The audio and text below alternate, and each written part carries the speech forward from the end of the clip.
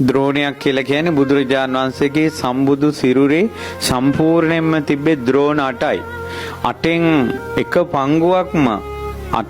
පංගුවක්ම මේ ස්වර්ණමාලී සෑරජුන් තුල වැඩ සිටිනවා. තුන් ලෝකේ කිසිම ස්තූපයක ඊතරම් ධාතුන් වහන්සේලා වැඩ සිටින්නේ නැහැ. ඒ නිසා මේ උතුම් ස්වර්ණමාලී මහා සෑරජුන් ඊතරම් ආනුභාවයි. ඒ වගේ භූමියක තමයි අද ඔබ මේ පින්කම් කරන්නේ. තුන් ලෝකෙම බුදුරජාණන් වහන්සේගේ රූපේ ඒ විදිහටම මැවිලා තියෙනවා ඇතුලේ මේ රුවන්වැලි මහා සෑරජාණන් වහන්සේ තුල.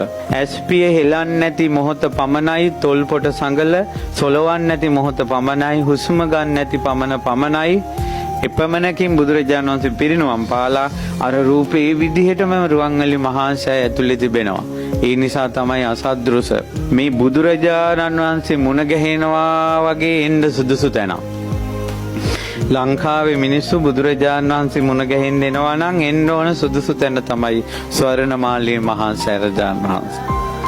තමන්ගේ ජීවිතේ ශෝක සංතාප නිවා ගන්න සුදුසු තැන. මේ රුවන්වැලි මහා සෑය හිස් නොවන මොහොතක් නැහැ.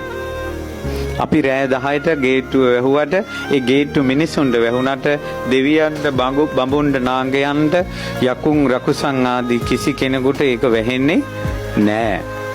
ඒ නිසා තමන් හරි පන්සිල් පද පහේ තමන් රැකිලා ඉන්නවා නම් තමන්ට බුදුරජාණන් වහන්සේ ගැන තියෙන ආදරේ සෙනෙහස සත්‍ය නම් තමන් මලක් හරි පුදන්නේ අවංකව නම් මේ සෑරජාණන් වහන්සේ වැඳලා තමන්ට පිහිට ඉල්ලන පමාව ප්‍රමාණවත්. ඒ බුදුරජාණන් වහන්සේගේ පිහිට ගන්න තමන්ගේ හදවත සද්ධාවෙන් මුදහරින්න